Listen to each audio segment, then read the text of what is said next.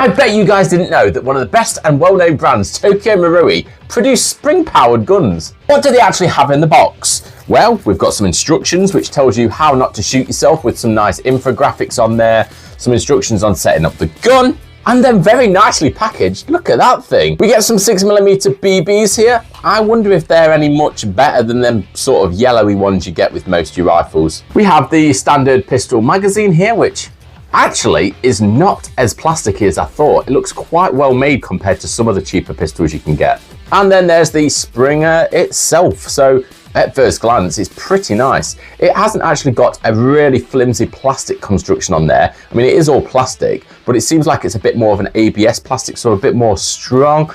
And also it's got some markings on here for Heckler and Koch. And also it's saying that it's got hop up, which you wouldn't also expect. Let me know what you think at first glance of this. Have you got any Springers like from Tokyo Marui or different brands that have actually fared pretty well? So what features in particular do we get with this thing? Well, we get an iron sight at the top, which again is not iron, but it's actually plastic, but we'll see how that fares.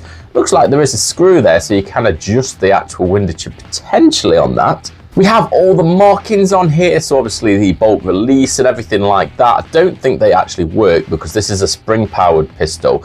However, it's nice to have the markings on there, so it makes it a bit more authentic, which is actually not too bad. When you pull the trigger, you can see that you do get a little action at the back, which just makes it a bit more authentic, which is not too bad. I've been trying to work out where the safety is on this thing. It is this bolt release catch here, so if I press that up, it doesn't actually allow me to engage the trigger anymore. So yeah, nice little features with that. So spring pistol, obviously, cock that back. That's got a nice powerful spring on there. You can hear it, and you can also feel it when you're pulling it back. But if we pull the trigger, yeah, so it engages this little contraption cocking bolt at the back here and makes you feel like you actually are shooting it, and the spring sounds quite powerful. Chunky pistol magazine doesn't actually have any spring that you can load it up with. I believe you just push the BBs in through the top opening here, which makes it really pretty straightforward and simple with a speed loader. Always dependent on the nice satisfying click on these things. It slid in nicely, but not that satisfying click, unfortunately. But if we cock this up now and have a pop, shoots out nice and powerfully.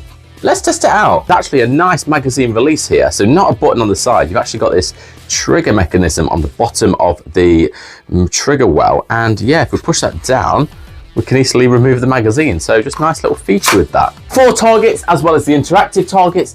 Let's see how the accuracy performs and how powerful this thing actually is.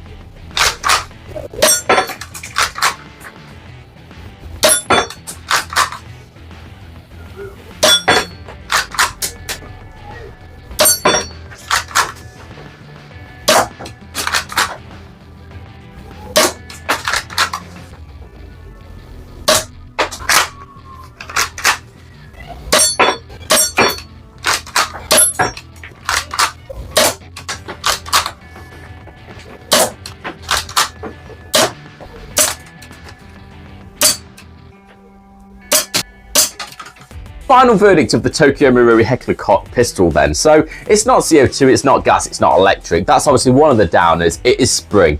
However, for a spring pistol, it's quite cheap and it's powerful and also accurate straight out of the box. I got every target first time, which was really surprising. When I was holding this and loading it, nice full-size replica, snaps in place nicely, and the cocking action on there is pretty nice. And I do like the magazine release being in a slightly different place than where you usually find it with the buttons. I'd love to hear in the comments what your guys' thoughts are on this. Have you tried some of these more high-end springers? Have you got any that you'd like to share with me? If you got any decent ones, or have you had any bad experience as well? Just let me know. Thanks for watching, guys. Make sure to like and subscribe as always. It's great to have you around, and yeah, I've actually really enjoyed reviewing this, to be fair. It's not too bad. Until next time, we'll see you guys soon.